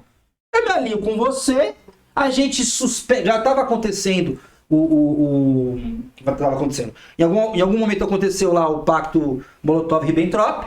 A gente já está aqui se tolerando. Então, você vai pro oeste e eu vou pro leste, né? E depois a gente vê o que faz. Mas não, eu vou lá, me alio com a Inglaterra, me alio com os Estados Unidos e venço ele. Você entendeu? Mas tem duas coisas aí. A União Soviética conseguiu fazer o que fez com a Alemanha graças ao poder militar e logístico dos americanos. Porque houve auxílio militar dos americanos. Porque não existiria produção naquela época para a Rússia poder combater a máquina alemã. Produção militar, industrial. Não tinha como. Mas veja, a União Soviética, ela foi se preparando para isso por 20 anos. Mas ela não tinha. Mas ela não tinha indústria, mano. Ela não tinha como. Mas ela fez. Ela tava quebrada, velho. Mas ela fez. Ela tava quebrada. E outra coisa. Sabe o que aconteceu? Que é interessante, porque é um link com a situação atual. Até a gente tá falando do Swift lá, da moeda, tal, não sei o quê. Mais uma vez também aquela questão da verdade, né? Se uma experiência socialista vence uma guerra civil, que foi o caso da União Soviética, e se consolida no poder, bom, agora, o que eu faço com essa gente? Eu tenho know-how, eu até entendo, realmente, né? O que acontece com Stalin? Que é interessante lembrar essa figura. E, bom, a gente tem que... Isso Lenin já dizia, né? Porque Lenin morreu antes da consolidação, né? Ou logo no primeiro tempo, eu não lembro exatamente. Mas ele fala assim, olha, a gente tem que eletrificar a Rússia. Que também não adianta nada ter indústria se não ter eletricidade. Sim. A gente tem... E a Rússia tem recursos minerais, recursos naturais para... Tinha a época... A Rússia é duas vezes o Brasil. Sim, então, tem também. Tem essa questão também. Então ela tem... A China também é uma outra sociedade que também tem um território bastante favorável nesse sentido, né? No sentido de recursos. Então, aquela coletização forçada da produção agrícola... Você não nega que tem existido. Aconteceu. Ah, beleza. Aconteceu. Ok. Aconteceu. A fome na Ucrânia, duas coisas que eu defendo e inclusive tenho estudado sobre o assunto. Não aconteceu por culpa do governo soviético e não aconteceu nas proporções que sempre a gente está acostumado a ver. Então, teve morte por fome? Teve. Teve problemas? Teve, mas não foi intencional. Vou deixar a Ucrânia passando fome. Não foi assim. Mas a coletivação forçada aconteceu porque justamente o quê? Vamos supor, colocar aquela coisa utópica, que eu estava falando que, né, da boa vontade. Vamos supor assim que eu preciso da boa vontade de alguém. Chegaram, o cara fala não. Então fazer o quê? O cara fala não. Teve muita sabotagem, muita produção foi queimada, muitos animais foram mortos, muitos meios de produção foram destruídos, justamente porque se não é meu, não é de ninguém. Aí o que acontece? Quando isso começa a acontecer, o outro lado está armado, venceu uma revolução, venceu uma guerra civil, mas você vai dar isso aí. Se você não vai dar, é bala. Então, aí... É uma merda que chega... Mas veja, é uma merda quando você chega num ponto desse. É a mesma situação da garrafa de água. Pô, eu tô no deserto, você vai me cobrar pra me dar uma garrafa de água? Vou. Ah, então tá bom. Pega um pedaço de pau na tua cabeça. Então, mas aí existe Você entendeu o que eu quero dizer? Não, mas eu vejo uma diferença crucial nisso daí. Que o cara tem uma visão de mundo e a visão de mundo dele é eu preciso tomar a sua propriedade privada. Não, mas não é visão de mundo. Mas Não é. O que é o socialismo sem uma visão de mundo? Não. Mas essa atitude, ela não é baseada na visão de mundo. Essa atitude é baseada, tem um inimigo se armando até os dentes do meu lado. E então, ele vai me matar. Mas o inimigo é da revolução, não é do povo. Não é. O inimigo alemão é a Alemanha. A mentalidade nazista. É inimigo do partido bolchevique. Não, mas não é questão disso só. Eu quero, veja, a mentalidade. Eu tô desconsiderando aqui a questão do racismo, do eu tô desconsiderando que naquela época a Europa era o pior lugar para você ser polonês. É o pior lugar. Era complicado. Eu tô desconsiderando isso. Mas é bom considerar. Porque isso vai fazer parte, vai ser determinante. Ok, isso pode ser determinante, a motivação das pessoas, a ideia de você...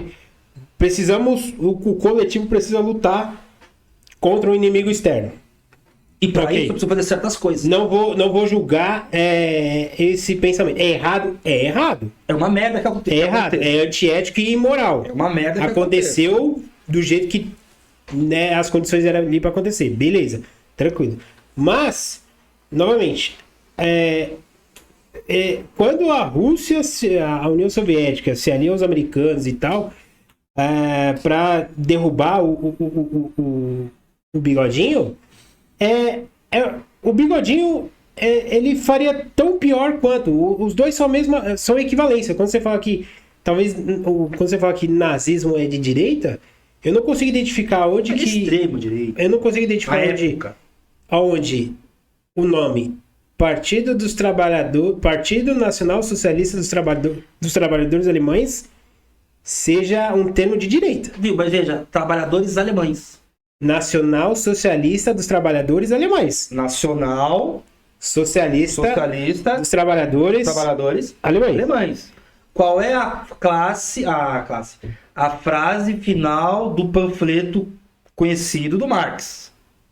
para começar uma ótima leitura. Trabalhadores Unidos. Do mundo. Tá. Do mundo. Vão dizer os trotskistas, até que você falou, maoísta, o único adjetivo que não cabe muito bem é o trotskista. Mas por quê? Porque para os trotskistas ou pessoas que pensam assim como eles, né, eles vão dizer assim, né? Pensam assim como eles, como todo mundo soubesse como eles pensam. Assim, olha, o Stalin é o coveiro da revolução porque o Trotsky não queria que ela parasse ali. Ela tem que ser mundial. Porque se não for, e ele tem razão nisso, se não for mundial, você não acaba com o capitalismo. Porque enquanto existe um foco de capitalismo, os restos têm que se lidar de acordo. Mas aí, só para completar a reflexão,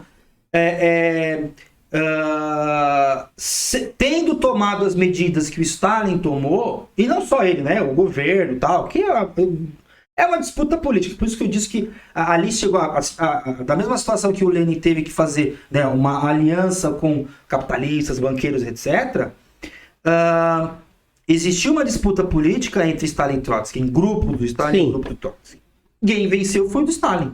Sim. Né? Mas sabe-se lá o que teria acontecido se fosse o contrário. Mas pra mim é a mesma coisa, é a mesma turma. Do jeito que o Stalin brigava com Trotsky, seria a mesma coisa que Hitler brigar com Stalin e vice-versa, porque é a mesma coisa. Porque veja, são o nacional-socialismo dos trabalhadores alemães. Isso.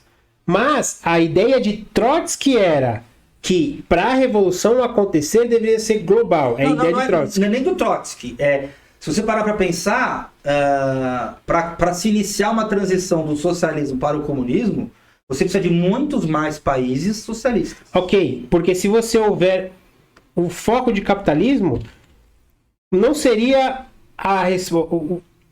para você chegar a esse ponto de que todos precisam ser socialistas, não pode haver um capitalista, não seria que o capitalismo ali, ele inevitavelmente é mais eficiente? Não. Não, porque ele já foi minoria em frente ao feudalismo. Qualquer experiência mais liberal, no sentido de se destacar ali do feudo, do rei, foi sendo suprimida. Um exemplo que eu vi, o cara do Orientação Marxista falou isso daí. Ele é trotskista. Aí ele tinha dito lá que não tinha como as experiências socialistas competirem com o capitalismo, porque, de fato, não sei se exatamente foram essas palavras, mas a ideia era que o capitalismo ele sempre vai estar à frente do socialismo, porque ele é mais eficiente na troca, na geração de valores e comércio. Ponto. E aí, toda a sociedade precisa ser socialista para que essa fonte de capitalismo não exista, porque se existir, ele vai continuar sendo eficiente e vai continuar mostrando que é melhor. Mas não é melhor. Porque até aquele exemplo que a gente estava falando em off aqui,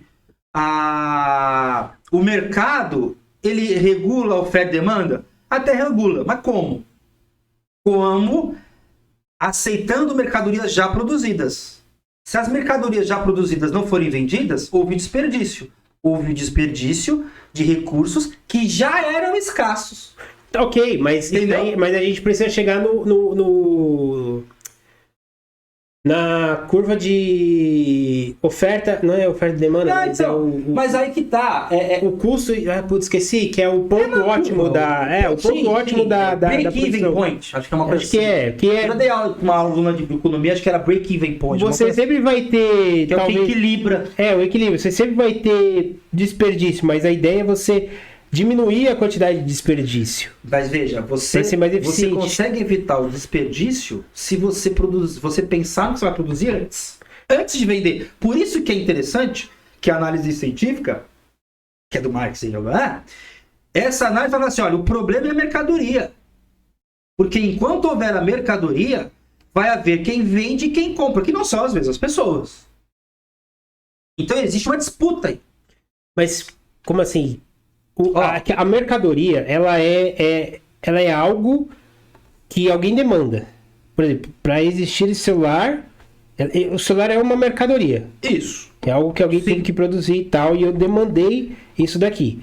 Pode até ter sido uma demanda criada por uma empresa e etc e Mas tal. aí é que tá. Veja. Só que eu vejo o benefício. Eu não tô no dizendo que uso. não existe. Não é essa a questão. A questão é justamente o que você falou.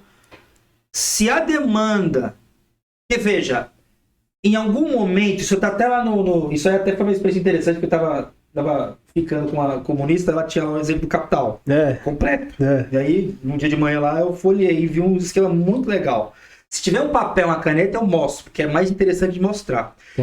Que vai justamente de encontro àquilo que a gente estava falando, que em algum momento aquela mercadoria mais universal que todo mundo aceita na troca, etc., se torna dinheiro. Então, o que acontece naquele momento? Você vai escambo. Mercadoria é trocada, produto é trocado por produto. Em algum momento, o produto se torna mercadoria. Não é a mesma coisa. Então isso aqui pode ser uma mercadoria, pode ser um produto. Quando que isso aqui é um produto? Quando eu produzo e uso. Fiz aqui. Meu país, por exemplo. Meu país tem uma fonte de água, a gente vai lá, pega e todo mundo usa. Todo mundo toma. Ela vai se tornar mercadoria quando eu levo ela para o mercado internacional, única e exclusivamente com o objetivo de obter um lucro. Isso muda tudo. Porque como eu tô lá naquela lógica de mercadoria para obter lucro, etc, etc, etc, eu já vou começar a perverter essa ideia de demanda e oferta. Eu não vou esperar o mercado decidir o que ele quer. Eu vou influenciar o mercado e dizer o que ele vai comprar. Que é o exemplo que a gente estava falando da Coca-Cola. Tem Coca-Cola, um contrato lá, 1.000 pessoas, não sei o quê. Tem Coca-Cola, não, Coca-Cola nunca ouvi falar, não sei o quê. De repente, todo mundo tá querendo Coca-Cola. Aí eu vou lá, tá aqui a Coca-Cola. Ou seja, eu crio uma necessidade, eu crio um problema, eu crio uma demanda para ofertar, para fazer a oferta, para trazer a solução. E isso é uma perversão do que você tá falando. Porque é interessante, meu irmão. Vamos lá, a gente, tá frio. O cara faz um casaco. Faz casaco pra gente. A gente compra. Legal. Até tudo bem. Mas agora, você quer... Não, sabe o que quer? Tem aqui um produto interior. O cara teve uma ideia. Eu quero ganhar dinheiro. Porque é legal ganhar dinheiro. Aí entra naquela ideologia de que eu quero fazer um valor pelo simples fato de fazer valor. Quero acumular pelo simples acúmulo. Então, mas aí, que a gente vem discutindo. A gente... Pelo menos que eu vejo. Quando você acumula recursos, você garante mais sobrevivência. Mas veja, a questão não é acumular por acumular. Porque chega um momento que o acúmulo... Pensa nos bilionários. Então, por aí. mas se eu chegar e falar acumular por acumular, caralho, tipo, eu não tô na mente do Bill Gates, por exemplo, pra determinar, falar, você tá acumulando só por acumular. Não, mas se o cara falar, cara, se eu te apresentar aqui todos os projetos que eu tenho, você vai ver que, tô exemplificando, tá? O cara pode usar isso como justificativa. Se eu te apresentar todos os projetos que eu quero, não tô dizendo que o Bill Gates é uma pessoa boa, má, nada disso. Tá. Pode ser qualquer pessoa. Sim. Bill Gates só foi um exemplo. Se eu te apresentar esses projetos, você vai perceber que o meu capital não é o suficiente para cobrir tudo isso. Sim. É um exemplo. Ou o cara, ele pode sim ter fetiche em acumular, em ter mais riqueza. Porém, dinheiro, o papel, a moeda, ela não significa nada se alguém não dá o valor àquilo. Não, concordo. E se, por exemplo, alguém não atribuir, isso aqui vale X de dinheiro. Eu acredito que isso vale X de dinheiro. Porque se não fosse isso, hoje o Zimbábue e a Venezuela seriam países de primeiro mundo. Porque imprimem dinheiro a torto de dinheiro. Certo? Então, acumular capital não é problema. Porque se você enxergar que acúmulo de capital é um problema, então você vai enxergar que o Estado é um problema. Mas o Estado é um problema. Que é o que mais acumula Mas capital. o Estado é um problema. Mas aí você quer acabar com o Estado com mais Estado, caralho? Não é necessariamente mais Estado. É tomar o poder político. Essa é uma boa questão. Por exemplo, não a ideia anarcocapitalista, mas a ideia anarquista de Bakunin, como eu mencionei, ele vai dizer o seguinte, olha, tem que acabar, é o meme do Senhor dos Anéis lá, joga essa porra no fogo e não volta mais. Não é assim. Porque, por exemplo, isso tem tudo a ver com a psicanálise. Só um detalhe sobre a psicanálise, um parênteses sobre a psicanálise. Quando uma pessoa percebe um sintoma, que é aquilo que ela não consegue evitar, eu não consigo evitar de verificar a fechadura 5 vezes. Ou então, puxa vida, toda vez que... É o toque. E o filme Toque Toque da Netflix tem vários exemplos disso. É a mesma coisa. O cerne do problema é igual, mas as aparências vão mudando, cada um tem a sua subjetividade, sua subjetividade, etc. Quando a pessoa chega na clínica buscando resolver um sintoma, ela vê o sintoma como problema. Só que o sintoma, ele é a ponta do iceberg. E o problema muitas vezes não tem nada a ver com aquilo lá. Necessariamente. Às vezes tem, às vezes não tem necessariamente, né? Em imagem e tal. Para tratar disso, há que ser, né? Temos que ter a necessidade de investigar. Aí ela começa a falar, assisti um filme ontem, foi assim. Meu filho estava comigo, meu filho, a coisa que eu mais amo. Começa a conversar sobre a vida dela.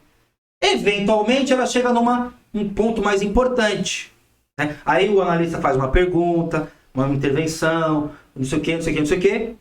E ela começa a perceber que o sintoma dela, e isso é o trabalho do analista, esquece um pouco o sintoma, fale sobre o sintoma, fale sobre a sua vida. E é interessante que dali 5, 10 minutos, a pessoa está em outro lugar, em outra época da vida.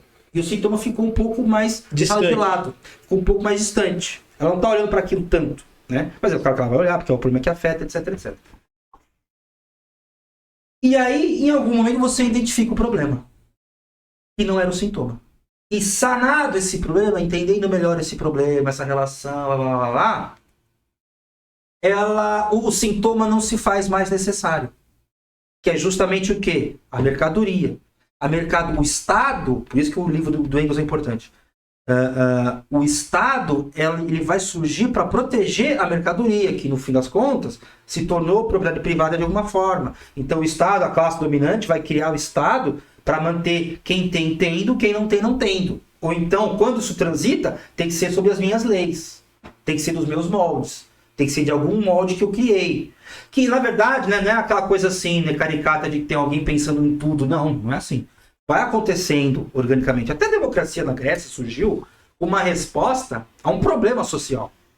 Tem até o canal do Pedro Ivo lá, da Teleinforma, visita esse canal interessante, e que ele vai dizer assim, olha, a democracia surgiu em Atenas porque tinha tanta gente endividada que era ateniense endividando eteniense e escravizando ateniense. Chega uma hora que, por mais que isso seja legal, por mais que isso seja escrito, lei escrita, não sei o quê, que todo mundo concordou lá atrás, que não foi assim, mas supondo que mesmo que tenha acontecido esse acordo lá atrás... De forma voluntária, pô, deu merda.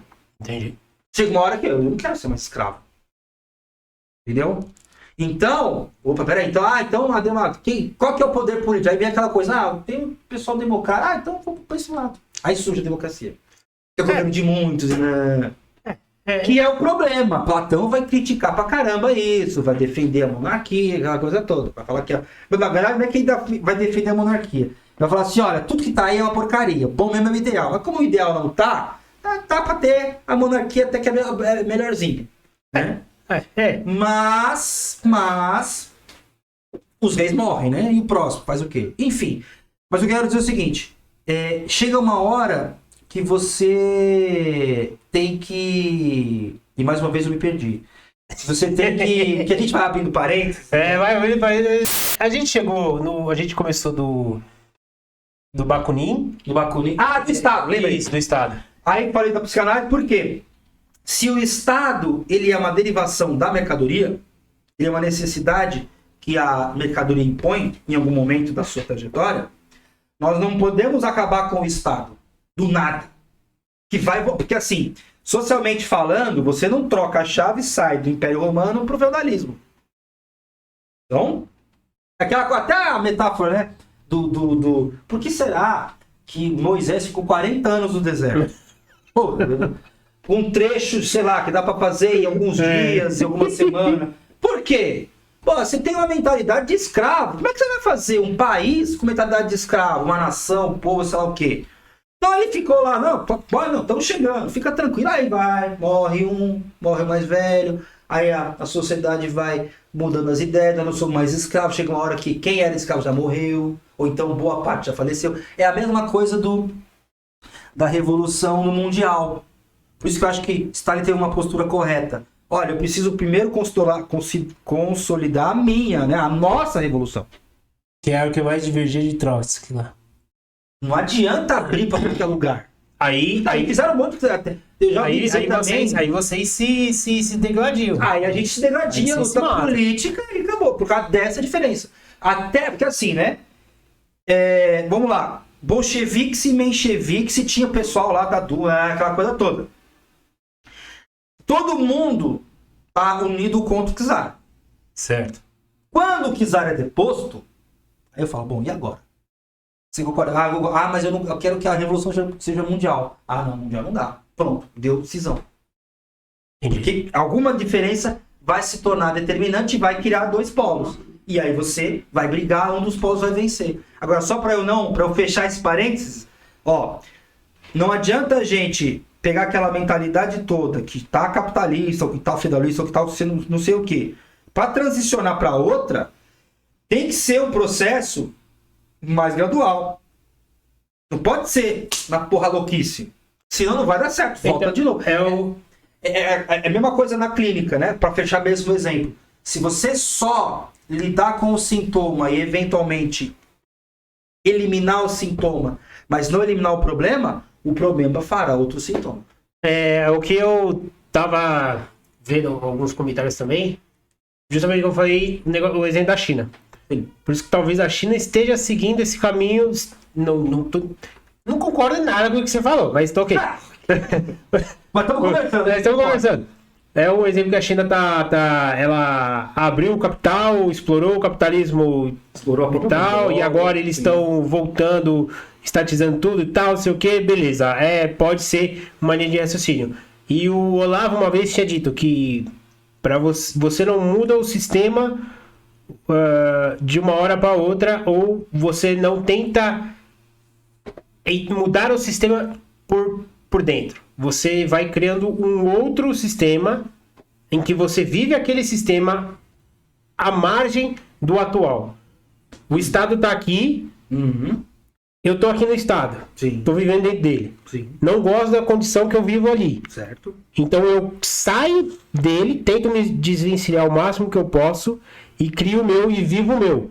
As pessoas que enxergam valor no sistema que eu vivo, elas voluntariamente, naturalmente, vão migrando gradativamente. Tá. Mas eu não vejo isso acontecendo no socialismo, porque é um processo que você precisa ter a revolução, a consciência de classe dos operários, ok. e um movimento feito pelos operários. E todas as experiências que nós temos aqui foram experiências criadas por pessoas da burguesia, ideólogos. Sim, uma Pessoal- classe média da época. Pessoa que tem mais acesso. Sim, tudo bem, mas isso aí não é. Mas veja,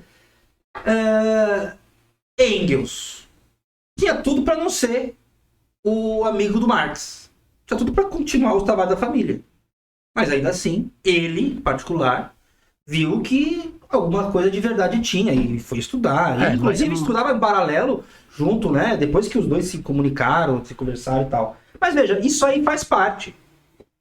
Isso faz parte. Sim. Não dá, é aquela coisa, né? Não é um alienígena que chega.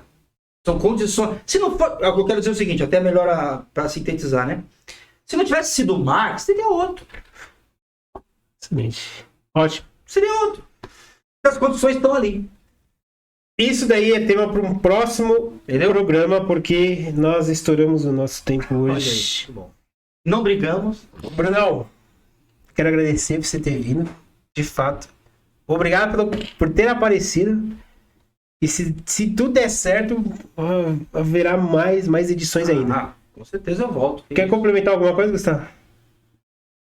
Gustavo, que é a voz que aparece. Senta aqui, ó. Senta aqui, vem pra cá. Pelo menos, não. Complemente com alguma coisa. Esses minutos finais aí. Aqui no Eu acho bastidores. que esse debate aí é totalmente Fala válido. mais perto do microfone. Esse debate aí é totalmente válido.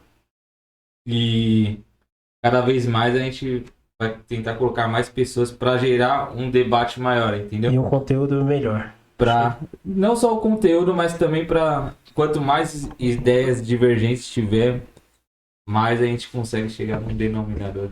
Que é muito democrático, né? Se você parar pra pensar. Show de bola, pessoal. Eu, novamente, sou um tocanija libertário. Não concordo com quase nada que o Bruno falou, mas eu gosto dele quando ele fala.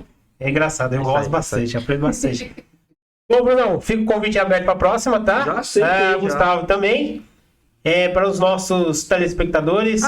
Posso só antes de acabar publicar o canal do YouTube? Cara, fala, dá a letra aí. Procura lá, meu ensino, tem matemática, tem filosofia, tem coisa de algumas análises assim, né? Mas por enquanto é um canal que está começando, mas é um canal mais para você aprender matemática com filosofia e aprender história da matemática, né? Como um bônus ali. Para entender de onde surgiu aquilo e tal, porque eu gosto muito do assunto, gosto bastante de falar e tudo mais, né? Criar conteúdo, então também tô nessa de criar conteúdo. Por isso que também, mais uma vez, eu agradeço o convite, né? O respeito, ninguém, né, brigou com nada, demos risada e o caramba. E eu volto tranquilamente. A vida fora da internet é totalmente diferente da internet. Exatamente. Não tem nada a ver. Exatamente. Entendeu? O que o Felipe Neto chama de todo mundo de fascista, pessoalmente ele não faz, irmão. Ninguém faz isso. Não existe isso. Mas é verdade. A forma é conteúdo também. Ó, aqui eles estão num clima mal amistoso aqui, mas antes de começar aqui, tava um com uma luva de boxe na mão aqui, ó. Até um saco de areia ali. Eu que não quero ser o saco de areia, porque você treine. O cara é grande, hein? O cara é grande, eu não quero brigar com ele, não. Obrigado pela participação. Tem mais algum último recado que você quer dar? Alguma coisa? É isso aí, brigadão. Procura o Instagram, né? Bruno de Pedro. Às vezes alguém, quero entender algumas coisas que aconteceu comigo, né? Porque eu sou especialista clínico, então também pode entrar em contato. E é isso aí. Fechou. Obrigado a todos. Free Copyright Podcast. Esse podcast está livre para todo mundo copiar, colar, fazer o que quiser. Um abraço. Obrigado. Tchau, tchau.